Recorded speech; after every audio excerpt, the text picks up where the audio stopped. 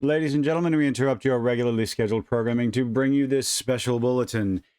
Former game devs, even if you do not work for the company anymore, the amount that you run your mouth on social media can and still will have an effect on the sales of the game.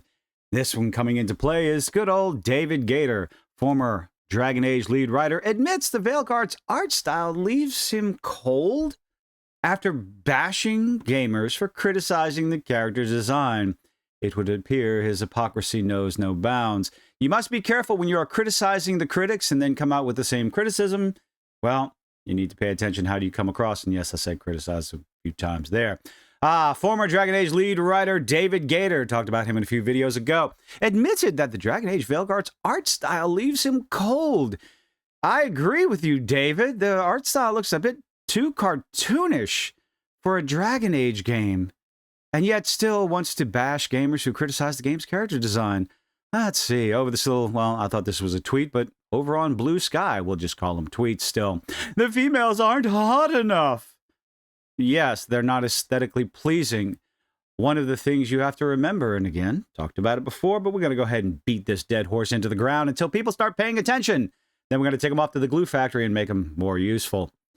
The aesthetics of the product, the first look, the cover page of the comic book, of the book, the trailer. These are very important things because, well, it's the first thing you show your potential customers. And if it doesn't look aesthetically pleasing, regardless of the art style, you can turn people away and it will be criticized because that's what you're putting out, to be criticized. In his tweet, whatever. Yet because they've clued into the notion as obvious, this is obviously incel behavior, a meaningless word that's overused, they've swapped out unattractive for masculine and thus transgender, because that's what people are talking about. They're complaining that the Western developer is turning the usually attractive female model into something that looks, well, more masculine and unattractive to the male gaze and even the lesbian gaze. People seem to forget about that one, huh? Women like to look at attractive women as well. Oh, potential. And here's the other one. Attractive equals pornography. Porn-brained. But we all know what they mean. Of course you know, because you are a mind reader, David. You are 100% a mind reader. Any and all criticism of the nonsense being pushed out is rooted in bigotry, right? Because you are the gaming Nostradamus. Here I am recalling how this has been a thing ever since some dude whined 10 years ago about Cassandra actually being a man, posting over and over and over about her giant jaw. Well, yes, again, like I said before, when you put something out that is not aesthetically pleasing, people are going to criticize it. And posting phrenology pics to scientifically prove why his pee-pee remained flaccid. Wow, you seem to be talking about a lot. He does protest too much, methinks? I wonder. However, just a day later, I missed this one. Gator admitted the art style of Veilguard made me cold, while he discussed whether or not he would purchase and play the game. Let's take a look at this. The question I've received recently as of late, will you be playing the new Dragon Age? I think I'm going to be playing it on November 1st. Oh dear. I think I'm going to. I got to put my money where my mouth is, right? Asked with a degree of I don't know anticipation, like this is something I'd do covertly to spite the current team, or out of interest in hearing my true and honest thoughts. It's like, well, you are running your mouth.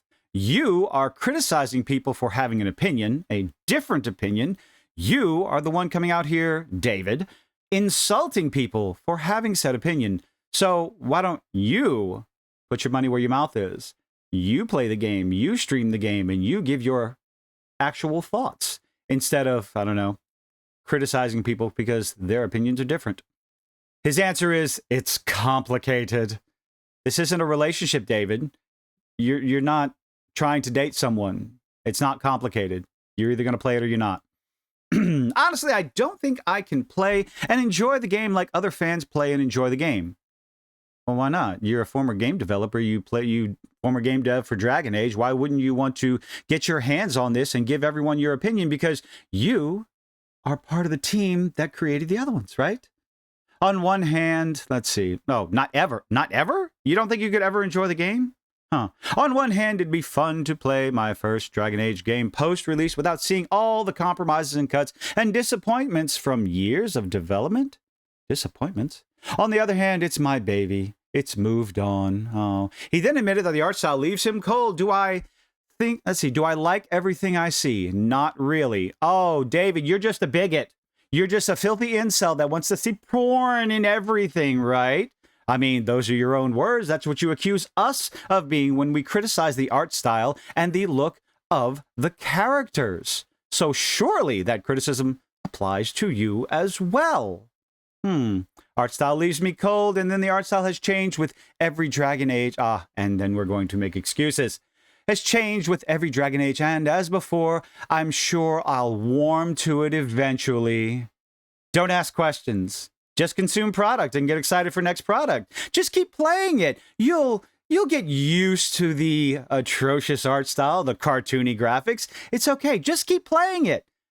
Just keep playing it. Give us your money, accept the slop that you are given, and like it. You'll just get used to it. The gameplay has changed. Action-oriented RPG? The news on choices from previous games gives me pause. None of this would stop me, however. Well, then just come out and say you're going to play the game, David. From there, he said there was a lot to love, but he only mentions one, which is the locations he once dreamed of have become reality. The quote is, "That's because there's a lot to see which I do love." Then play the game. Just answer the question, David. Stop dancing around it like a politician. To go to these places I once dreamed of and finally see them there in all their glory, how cool is that? I have every confidence in Patrick and their writers to enthrall the fans and provide a worthy next chapter. Not a single doubt on that front. Then just tell everybody you're going to play the game. Next, he admitted that what would stop him from playing the game? Okay, let's go to the actual Twitter. So what would stop me? Ego, probably. We try to leave our egos at the door, David. We don't carry that around with us when we're checking out a game where we've criticized the critics. If I love it, I know a selfish part of me will ache that I wasn't part of it. That's not ego, that's jealousy. That's not a good thing to hold on to. Just be happy that the franchise you helped create, that you helped build, is continuing on if you find it to be an enjoyable, fun game that you love. You should be happy that its legacy is continuing on, not jealous that you weren't a part of it. And if there are parts I don't love, a part of me will wonder how it might have been, what could have been. So completely unfair to the team, not to mention ludicrous, considering I've been away for 8 years now. If I get it on release, I'd probably be so I'd have something. Oh my goodness, how do I read this? If I get it on release, it would probably be so I'd have something to distract me while the U.S. inevitably. Oh, good God Almighty, we're going to bring that into it. We're going to move on. Well, let's see. Chances are I won't, because you're a coward and you don't want to put your money where your mouth is. You're just going to sit there on social media and bash anyone criticizing the look of the game. Oh, dear. That's no slight on the team, no. Who I wish every success and kudo possible. I know the road to now was paved with horrors, so they deserve it all. Wait, what? They deserve what? Oh, I guess he's referring to all the success and kudos. Well, again, remains to be seen. We got, what, 12 days before release? We've heard so much coming out about this game, and we've seen so much from, not leaks, but announcements, releases, official releases. So, we get to see what's true, what's not, what's nonsense. Nonetheless, on October 17th, Gator accused the people who also take issue with the character design of being incels and chuds, because that's the normal response. They have absolutely no leg to stand on. They have nothing else to say, nothing positive to say. So what do? They turn to attacking the critics. Gator Gator wrote, I'm in the process of finally shutting down my Twitter account. Liar. And yet, well, what is it? What's the saying? Twitter is not an airport. There's no need to announce your departure. Let's see. I noticed a fresh spate of angry mentions there. Well, because people are frustrated with the current state of the Western gaming industry. These more clueless than the rest. Clueless. Yes, we don't know what we're talking about. People who have been gaming for going on 40 years. Oh boy. We don't know what's aesthetically pleasing. We don't know the process of having the female model transposed into the game, even though the male models look pretty much almost exactly like their voice actors. Oh, we don't know what it takes. We don't know what's attractive. Just accept the slop that we are given. What could have... Let's see, they're more clueless than the last. What could have... I mentioned incels because you have no other argument. So who would take notice but their sweaty palms, self-declared emotional support animal? Oh, good Lord. This is just resorting to continuous insults of critics. You have nothing. You are nothing. He added in a subsequent post, I guess, he's talking about Grums, I believe. Yes. I guess this also means a fresh bunch of chuds wandering over here to make fresh accounts just to object. Oh, don't worry. We're not making fresh accounts. We are showcasing with our own personal long-standing accounts your nonsense, David, your insults, your tanking of your own reputation, and this will have an effect on Dragon Age the Veilguard, despite you having absolutely nothing to do with it. The clever thing to do, you'd think, when incels are mentioned, do you even know, like, this is just a nonsensical insult, again, just like all the rest of them, overused and meaningless. Let's see, when incels are mentioned, but you aren't named, would be to not stand and identify yourself. But identities are important, I guess it's true. Well, especially how the Western gaming industry is treating all these checkbox identities. They seem to be more important to you and your like and your ilk than they are to us. We just want fun games. We want aesthetically pleasing games. We want men to look like manly men. And we want the lovely ladies to look like the lovely ladies. Maybe people in your industry should learn how to, I don't know, develop and write interesting female characters instead of just shoveling out one nonsensical story, one atrocious looking character after another in a buggy mess of a game. Because again, the reason why gamers are reacting the way they do is because of Pavlov's dog. We are being fed slop over and over again, called incels and chuds and bigots and racists and every istophobe name under the sun.